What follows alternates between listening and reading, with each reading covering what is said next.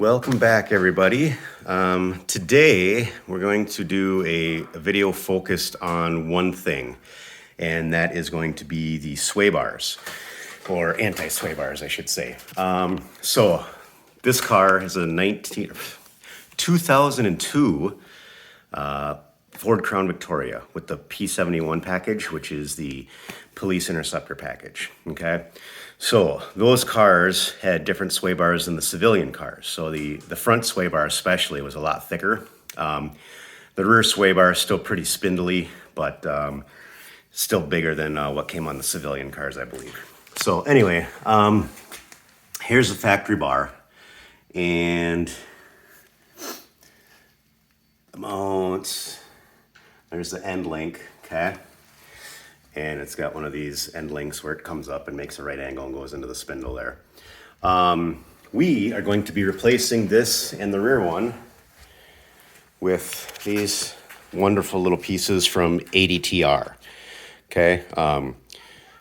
These are made by IBOC for ADTR, and Chris has got a setup with them. Chris is the guy that runs ADTR, and I got to give a big shout out to him. Chris is an awesome guy, and I got to meet him recently here at the SEMA show, and we sat and chatted for a little bit about, Crown Vics, obviously, but good guy, and has some awesome products on his website. So if you got a Crown Vic, I mean, that's the place to go. I mean, there is not a big market for Crown Victorias as far as go fast parts, and generally if it's out there, he's got it. So if you need something, that's the place to go to.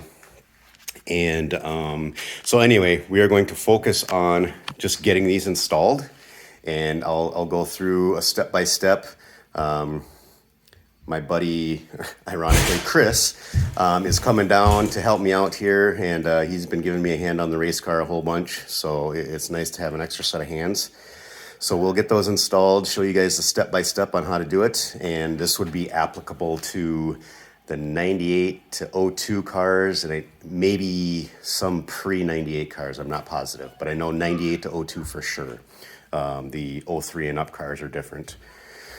And then, a little spoiler alert there, that's going to be the new color of the race car. So, love it, hate it, whatever, but that's going to be it. So, a little sneak peek there. But anyway, well, once we get going on this, I'll fire up the old video machine here and keep you guys appraised of the process. All right, so we're going to start taking this apart, guys, and get this front sway bar off. So, we got to take off the end links, okay? So that's bolted through the spindle there. We'll take that nut off. I think on these it's a 15 millimeter. I don't know if that's the same size as the OE ones, but these are an aftermarket. These are Mevotechs. So take that off. Then you got to disconnect. There's another nut under here. That's an 18 millimeter. And then underneath you have the brackets that mount to the frame. 2 bolts per side there. These are also an 18 millimeter, I believe. So we'll get that all taken off, and then we'll switch over to the back end. Cue the time lapse.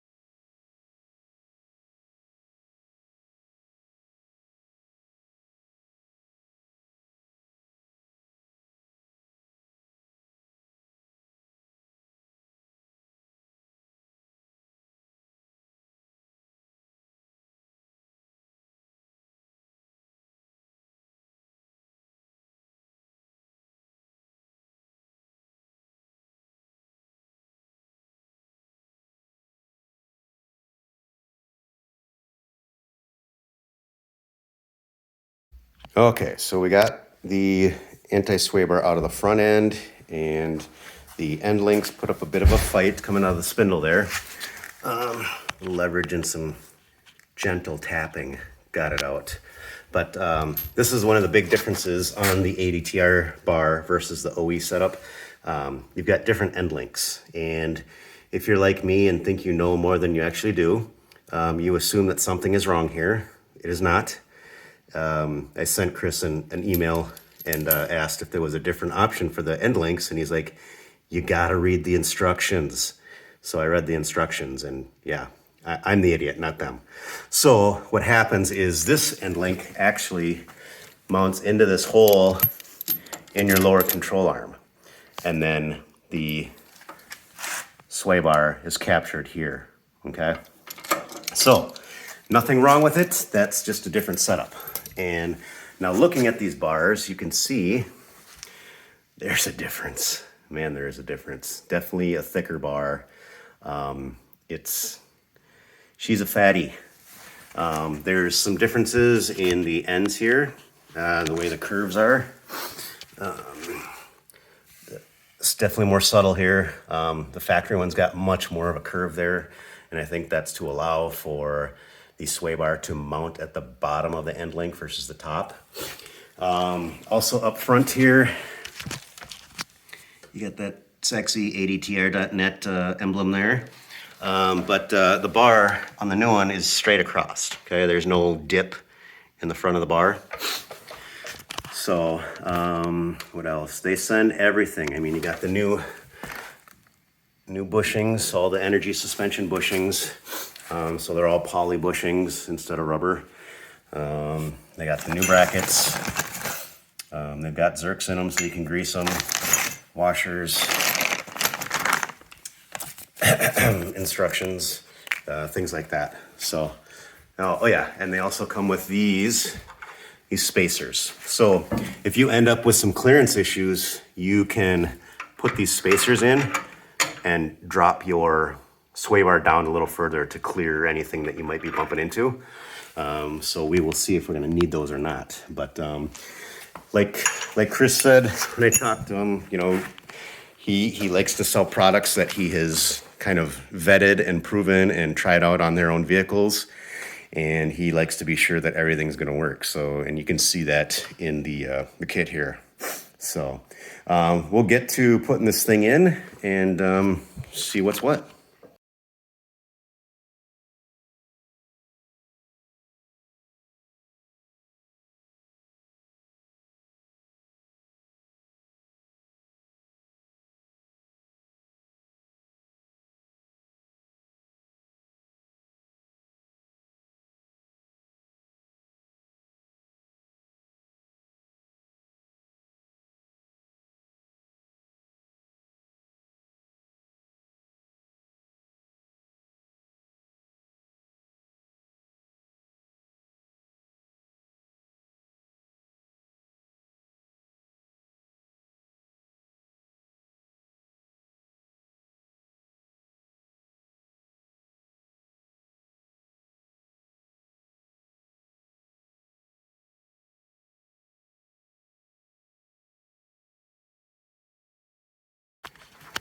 Okay, so now the bar is in there, guys.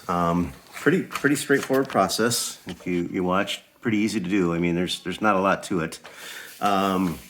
Clearance wise, there we are on the pitman arm, or the idler arm, and then I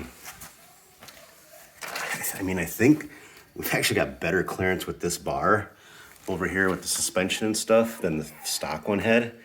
The stock one, I mean, we had between the upper portion of the end link and the bottom of the spindle here, I mean, you could barely see light between the two. They were so close. This is a much better setup, I think. And I think that's going to work pretty well. We've got, you know, from the side there, that's pretty level looking. Once we get everything tightened down, if we need to adjust, we can. Because all that is a matter of changing up these bushings on the end links. So you've got 2 tall bushings and you've got 2 short bushings. for the upper and lower portion of the end links. And if you need to adjust how level your bar is, you can do that by switching around those bushings. These went in easy peasy, no brainer there. 2 nuts. These studs that come off the bottom of the frame, these are actually a Ford part. They're not a bolt that goes through. There's a special stud, and it's got a clip on the end that clips inside of the frame. So if you're doing this, I would recommend just replacing those, because mine were so rusty and horrible inside. I had to basically cut them out. Thankfully, I didn't destroy anything, so I couldn't put the new ones in. But that's definitely a recommendation when you're doing this job. I would just go ahead and replace those. They're not terribly expensive. Aside from that, I mean, it looks pretty damn sweet, I think. That's going to significantly reduce the amount of body roll we have. I'm still using the factory springs on this. They are cut down. Let's see, I cut a coil off of every spring, so we're dropped about 1 inch on the springs. And it helped, but this thing still rolls around in the corners. Here's Derp Face. She's checking things out. Does that meet your approval? Huh? I'm gonna turn you into a track dog yet. But I think it's gonna dramatically improve the how level this thing stays in the corners. So, which is the goal. But yeah, otherwise I think it looks awesome. So now we're gonna get on to the rear bar setup, and we'll pick up there. Hey guys, we're underneath the rear end now, and you can see the rear bar there. This one, the bracket underneath is a little different setup.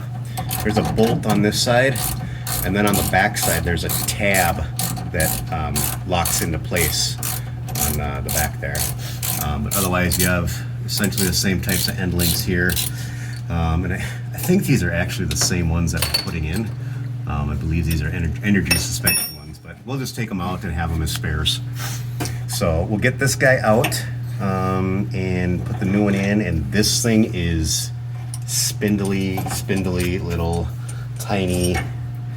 Let's see here, but like, that's my index finger, and it's not much bigger than that. So this is where a good portion of the body roll is coming from, I would guess. And yeah, so this is going to be a big improvement.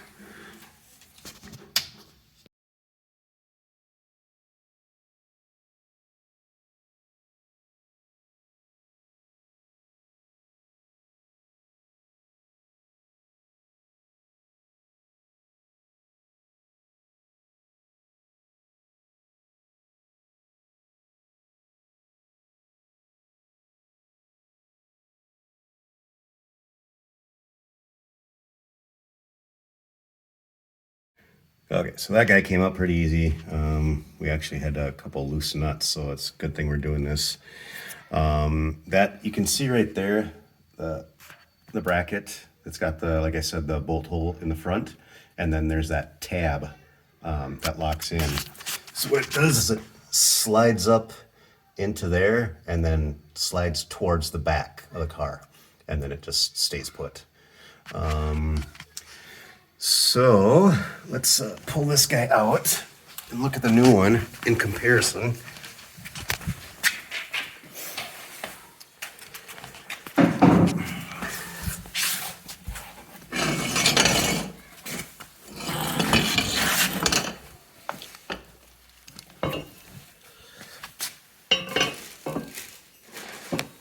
So pretty significant difference there again. Setup's basically the same. It looks like they go a little deeper with the bend to go around the rear differential cover. And I know that Chris mentioned that if you do like an aluminum differential cover, that the clearance is really tight. I opted not to do it because I've made some. I made my own trailing arms out back, And I don't know if in doing so, I potentially moved the rear axle back a hair or not, or whatever. So, and I can adjust them if need be, but for the time being, I just opted not to do it. I wanted to see how much clearance we had first. So we're gonna go ahead, get this guy on just like we did the front, and it'll be glorious. So funny little side note here, I mentioned that these come with everything. Well, we noticed that when we were doing the front one, there was no grease, which was fine. I just used some chassis grease that I had. And so this one, the rear bar, has got, it's got the grease, but there's no bracket for the rear bushings that go to the rear axle.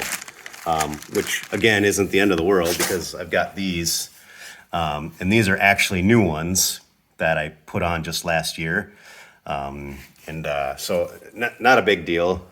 Whether or not that was a mix-up where Ibach forgot to throw the brackets in when they're packaging it, or what happened, but anyway, so we'll get it put back together here, and we'll keep plugging away. Okay, got the brackets off, and I just wanted to show you guys these again. That's what that bracket looks like. And again, this is just a Ford OEM part number. I don't know if I have. Yeah, so actually still I have an extra one. Somehow I ended up with an extra one, but if you need that bracket, and if for some reason this doesn't actually come with it, there is a part number for that bracket. Okay. And that is for your rear sway bar. So, okay, we're gonna go ahead and put this thing in.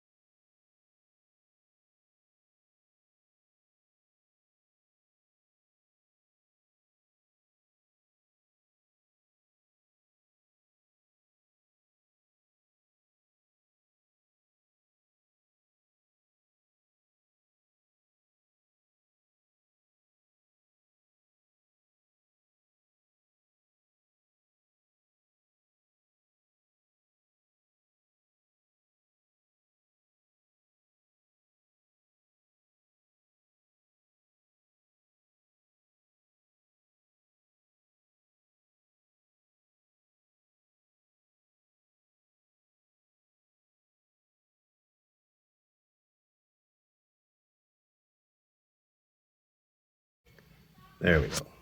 So now it is in loosely, but yeah, she's in there, and it looks like with the we put the end links in there the way they came, with the long bushings on the outer ends and the short bushings on the inner sides. She looks like she's sitting pretty level here, so spot on. Now let's see, what do we got for clearance out back on the diff cover? That looks okay. It might be tight under compression, but I mean, where it's sitting right now, not an issue there, obviously. I don't know if it's going to move enough to get up to the hump there, but we'll have to get some runs on it and see if there ends up being any contact there with the diff cover. I think we're in good shape though. So overall, very, very easy install, front and rear. Definitely something you could do in your driveway. We did it with 2 people and it was super easy. You could do it with 1 person, but 2 definitely helps. So we got the steering box in and we're just testing out clearance. Okay, and we threw the race tires on and everything and wheels. So these are a 275/40/17 tire on a 17 by 10 wheel with a offset of 18. And then there's also a 1-inch spacer in there, okay, to make up for that offset. So we got full lock left right now. And you can see with the sway bar, or I'm sorry, full lock right. And we've got plenty of space right there. Looking at,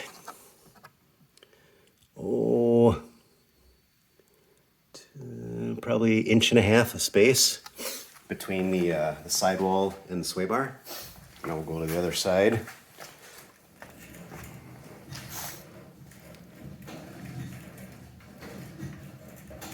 Should have about the same amount of space here. Ooh, no we do not. Uh-oh. We are like right on top of it there.